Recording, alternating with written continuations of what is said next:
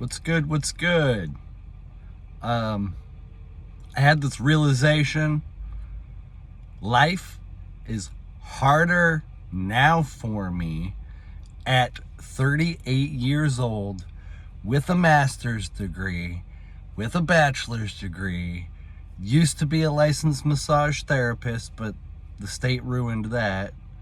Life is harder for me now than it was 15 years ago when I was in college working full time and able to afford an apartment and groceries and my car payment.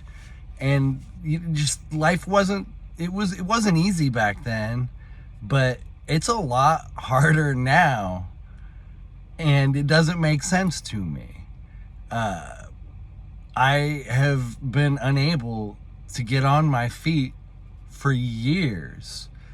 What really started all of this was end of 2019. I was just beginning to sort of try to build my massage business, and I had an affordable place to live, but they sold the property and said, you have to move out in a few months. And I wasn't established enough to go rent an apartment.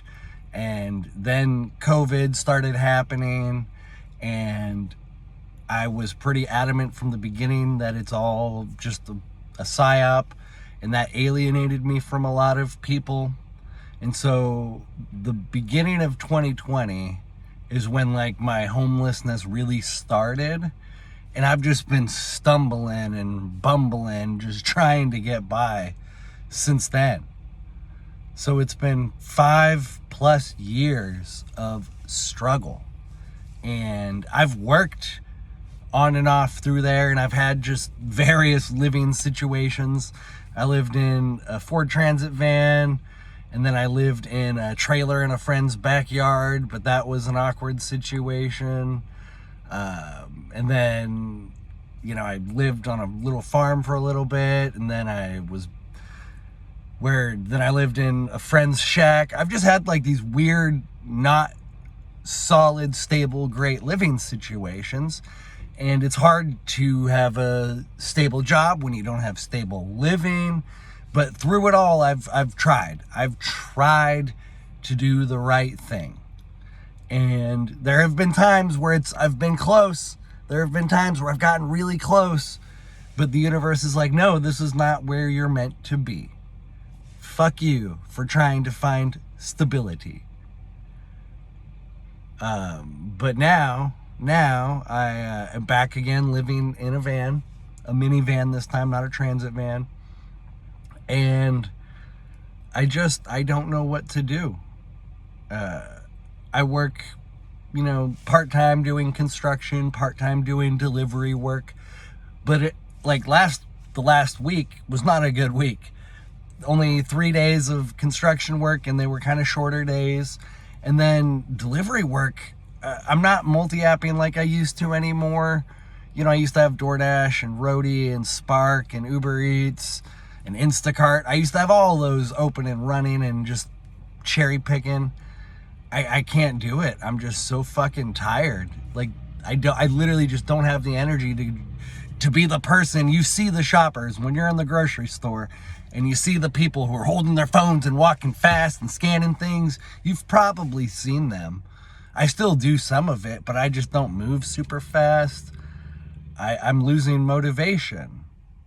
I'm very, very discouraged because I just cannot get back on my feet. And right now, where I have a little bit of work, but it's in West Seattle. There's the rent in West Seattle is freaking insane. I can't afford anything in West Seattle. So it's like a place where I have a little bit of work. I can't afford to live there.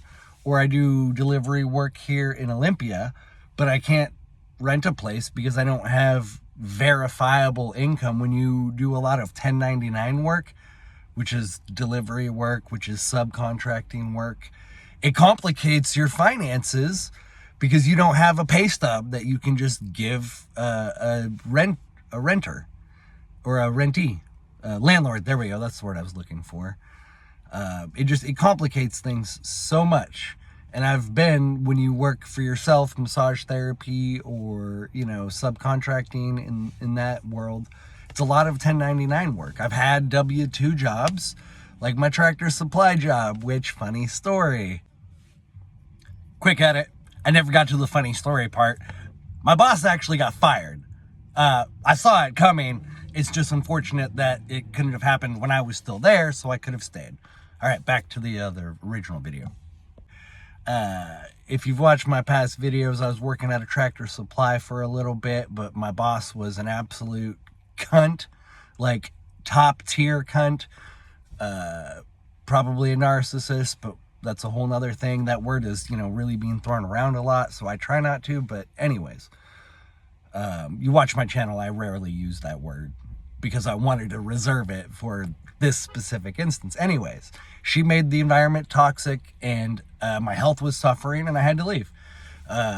You know, I chose to leave, so it's me shooting myself in the foot, but it's like a really toxic environment and then I was paying rent, a lot of rent in a not great environment either.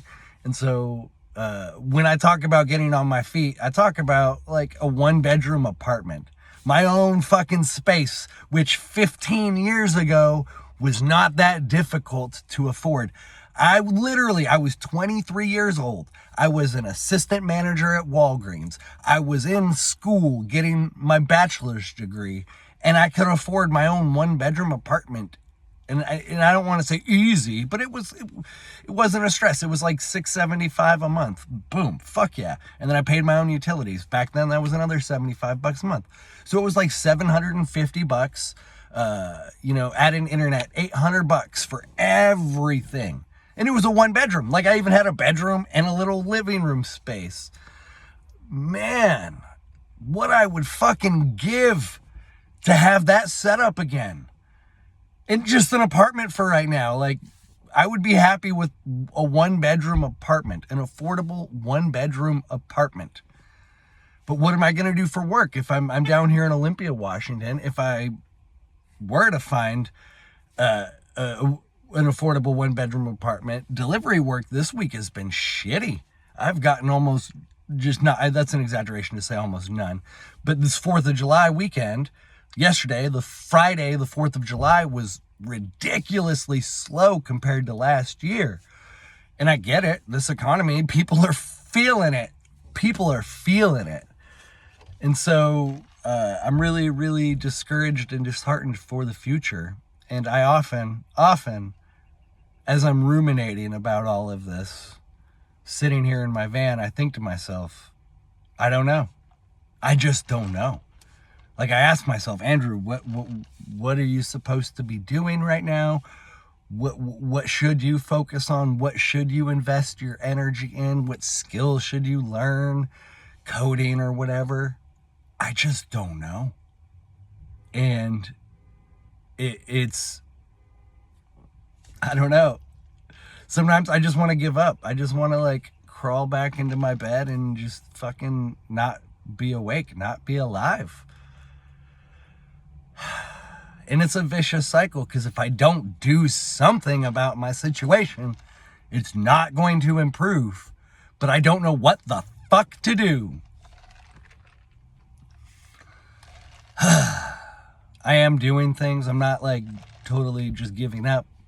I'm going to hopefully go buy a little portable barbecue thing so I can save money, because when I go get lunch with the guys, the construction crew guys, that's $20 for lunch, you know, after taxes and tips, when I could just barbecue my own steak and make some brown rice for $15, and it's healthier. So I figure if I invest $100 in a barbecue setup over 10 uses of saving $5, oh, it'd have to be 20 uses. 20 uses of saving $5, it's paid for itself. So that's about a few months. And I should have a barbecue in here anyways. I'm hoping it'll fit. It's a fucking mess.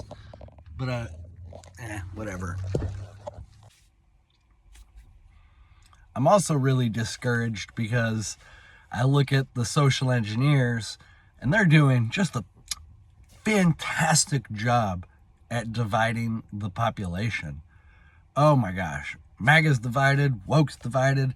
There's internal fighting in each group, and then each group is still fighting each other, and it's ridiculous. People are so brainwashed. And the solution is not to ignore it, but it's, to me, the solution is in the Tao Te Ching. Phenomenal book written by Lao Tzu.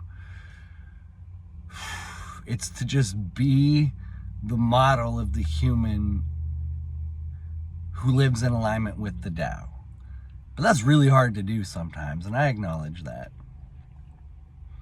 So it's on us, those of us who can see what's going on, to be examples for others. But when we are struggling so mightily in our own personal journeys, it gets really tough. And I just don't know what to do. This video is pathetic, I know. What are you going to do? I'm still going to put it up. But I know so many people are struggling. So many people are struggling. And there also seems to be a lack of empathy and compassion in the world. But that's what the social engineers do. They emotionally get you agitated. And so instead of feeling compassion and empathy, you feel envy and anger. And those are much more powerful emotions. I'm going to end the video here. Thank you for watching. Much love.